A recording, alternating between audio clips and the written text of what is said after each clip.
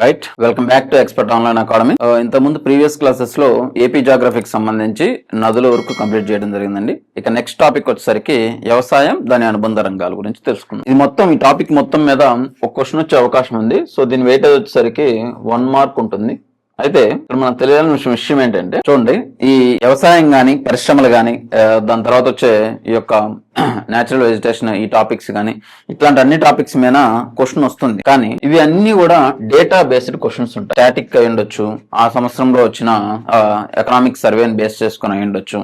అంటే ఇది మొత్తం మనకి సిలబస్ లో వచ్చేటప్పుడే ఏమని ఇచ్చారు, దీన్ని ఎకనామిక్ జాగ్రఫీ అనే పేరుతోటి ఇవ్వటం జరిగింది. కాబట్టి వ్యవసాయం, దాని అనుబంధ రంగాలు కానీ, పరిశ్రమలు కానీ, ఇలాంటి టాపిక్స్ మాట్లాడేటప్పుడు మొత్తం కూడా దేని మీద బేస్ అయి ఉంటుంది, దాని యొక్క ఎకనామిక్ అవుట్లుక్ ఏదైతే ఉందో దాని మీద బేస్ అయి ఉంటుంది. నేను అది వచ్చినప్పుడు జాగ్రఫీకి ఏది ఇంటర్లింక్ చేసి మాట్లాడాలని చెప్పేసి నేను ఎక్స్ప్లెయిన్ చేస్తాను. సో ఇప్పుడు అయితే ప్రజెంట్ మనకున్న డేటా ప్రకారం ఆ డేటాని ఏంటి, ఏం చదవాలి అన్న విషయాన్ని ఈ టాపిక్లో డిస్కస్ చేద్దాం. ఓకేనా? ఫస్ట్ వన్ చూడండి, భూకమతము అన్నాము. ఏంటి భూకమతం అంటే ఏంటి? ఏదైనా ఒక రాష్ట్రంలో కానీ, ఒక దేశంలో కానీ మొత్తం సాగు చేయబడే వ్యవసాయ భూమి బై రైతుల సంఖ్యను భూకమతంగా డివైడ్ చేయడం జరుగుతుంది. ఫర్ ఎగ్జాంపుల్ చూడండి, ఇక్కడ భూకమతం అంటే ఏంటంటే వ్యవసాయ భూమి డివైడెడ్ బై వ్యవసాయదారులు లేదా రైతులు, దాన్ని భూకమతంగా చెప్పడం జరుగుతుంది. ఇక్కడ చూడండి, మొత్తం ఆంధ్రప్రదేశ్ యొక్క భూకమతం యొక్క సగటు ఎంత అంటే 0.94 హెక్టార్స్ అని చెప్పేసి అంటున్నా. అందులో అత్యధిక సగటు కలిగిన డిస్టిక్ వచ్చేసరికి అనంతపురం ఉంది, లోయెస్ట్ వచ్చేసరికి శ్రీకాకుళం ఉంది.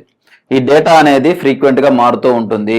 ప్రతి ఎకనామిక్ సర్వే అవుట్లుక్ ను బట్టి దీన్ని ఒకసారి చూసుకొని అప్డేట్ చేసుకుంటూ ఉండాలి. జాగ్రఫీ 3 రకాలుగా ఉండే అవకాశం ఉందండి. క్వశ్చనింగ్ కానీ, ఏదైనా క్వశ్చనింగ్ వచ్చే విధానం అనేది, ఒకటి కాన్సెప్చువల్ బేస్డ్ ఉంటుంది, రెండో వచ్చేసరికి స్టాటిక్ ప్లస్ కాన్సెప్చువల్ ఉంటుంది, మూడో వచ్చేసరికి స్టాటిక్ ఉంటుంది అనమాట. రెండు మిక్స్డ్ ఉంటుంది, స్టాటిక్ కాన్సెప్చువల్ ఉంటుంది అనమాట. ఇప్పుడు నీకు ఓల్డ్ జాగ్రఫీ కానీ, జనరల్ జాగ్రఫీ కానీ తీసుకున్నట్లయితే అది మొత్తం కూడా కాన్సెప్చువల్ బేస్ మీద ఉంటాయి. అక్కడక్కడ చిన్న చిన్న విషయాలు మాత్రం ఈ స్టాటిక్ బేస్ మీద ఉంటాయి. అదే ఇండియన్ జాగ్రఫీ, ఏపీ జాగ్రఫీ తీసుకుంటే, హ్యూమన్ జాగ్రఫీ, ఎకనామిక్ జాగ్రఫీ ఇవి కానీ తీసుకున్నట్లయితే దీంట్లో మొత్తం కూడా డేటా బేస్ మీద ఉంటుంది. రైటా? పంటల సాంద్రత, స్థూల పంటల సాగు విస్తీర్ణంపై నికర పంట సాగు విస్తీర్ణాన్ని తీసుకుంటే దాన్ని పంటల సాంద్రత అంటారు. ఆంధ్రప్రదేశ్ యొక్క పంటల సాంద్రత ఎంత అంటే 1.25 హెక్టార్స్ గా ఉంది. రైటా? నెక్స్ట్ నీటిపారుదల. ఆంధ్ర రాష్ట్రంలో మొత్తం 40.85 లక్షల హెక్టార్లకి నీటిపారుదల అందించబడుతూ ఉంది. నీటిపారుదల అంటే ఏంటి? ఇప్పుడు మనకి నీటిపారుదల జనరల్ గా దేని ద్వారా జరుగుతుంది? నదులు, సరస్సులు, బావులు, గొట్ట బావులు కదా, కాలువలు, ఇవే కదా నీటిపారుదల అందించబడేది.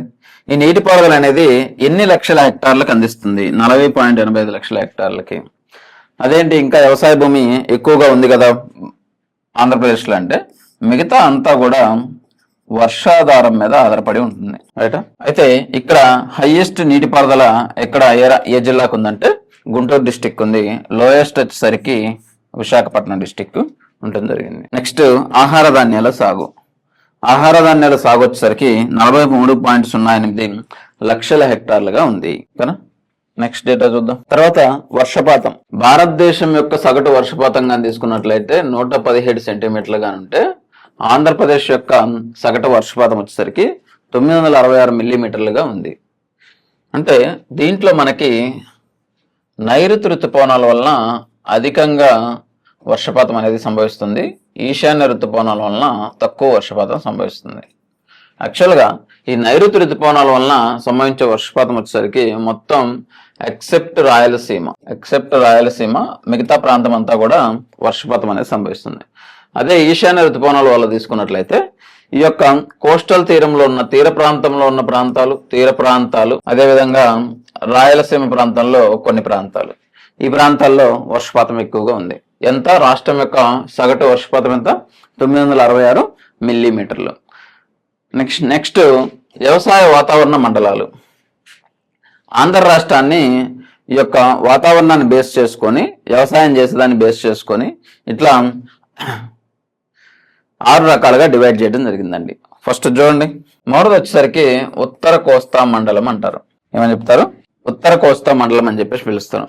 దీంట్లో భాగంగా పాత డిస్ట్రిక్ట్స్ కానీ చూసినట్లయితే శ్రీకాకుళం కావచ్చు, విజయనగరం కావచ్చు, విశాఖ డిస్టిక్ కావచ్చు, ఈ 3 డిస్ట్రిక్ట్స్ అనేవి ఉన్నాయన్నమాట. ప్రజెంట్ కొత్త డిస్ట్రిక్ట్స్ కానీ చూస్తే అనకాపల్లి కూడా యాడ్ అయింది. అవునా? ఇది ఉత్తర కోస్తా మండలం. నెక్స్ట్ వచ్చేసరికి గోదావరి మండలం.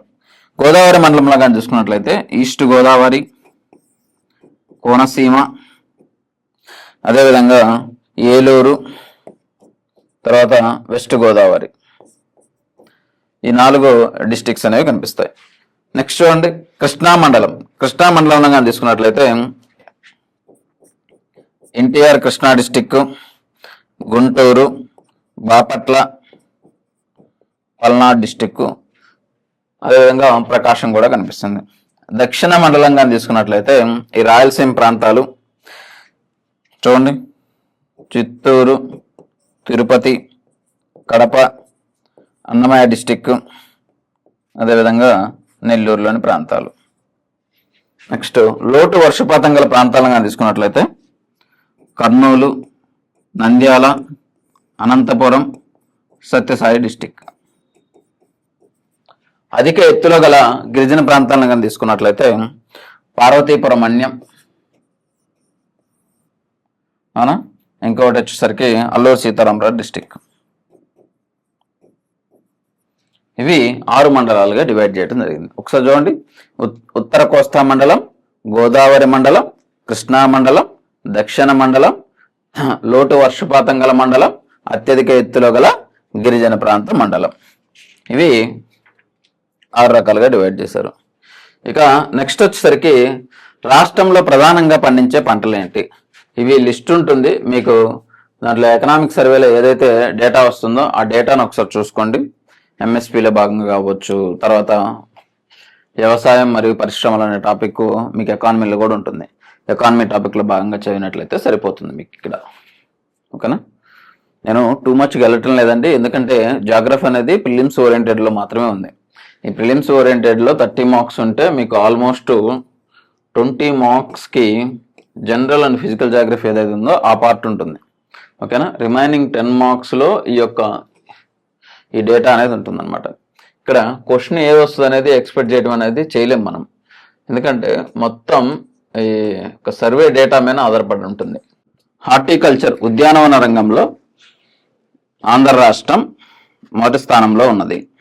పాడి పరిశ్రమకు సంబంధించి ఆంధ్రాలో ప్రముఖమైన ఒంగోలు మరియు పుంగనూరు జాతి ఆవులు, గోదావరి రకానికి చెందిన గేదెలు ఇంపార్టెంట్. పాడి పరిశ్రమల్లో ఒంగోలు మరియు పుంగనూరు జాతికి చెందిన ఆవులు, గోదావరికి చెందిన గేదెలు అనమాట. అదే నెల్లూరులో తీసుకున్నట్లయితే గొర్రెలు. ఓకేనా?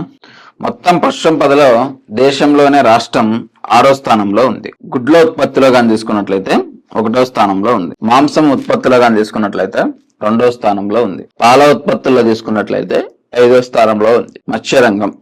మత్స్యరంగం అనే హెడ్డింగ్ పెట్టండి. దేశం యొక్క చేపల ఉత్పత్తిలో రాష్ట్రం వాటా 30.82%. ఆంధ్రప్రదేశ్ ని aqua hub of the world గా పిలుస్తాం.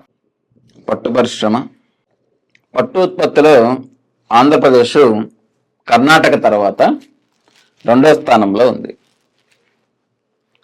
రాష్ట్రంలో ధర్మవరం, పెద్దాపురం, ఉప్పాడ, వెంకటగిరి ఇవి ప్రధానమైన సాంప్రదాయ చేనేత పట్టు వస్త్రాల కేంద్రాలు. ఓకేనా? సో ఇది వ్యవసాయం మరియు అనుబంధ రంగాలకు సంబంధించిన ఏపీకి సంబంధించిన ఇన్ఫర్మేషన్. దీనికి ఒక PDF ఉంటుంది. ఈ బుక్లో భాగంగా నేను మీకు అది ప్రజెంట్ చేస్తాను. ఓకేనా? Thank you.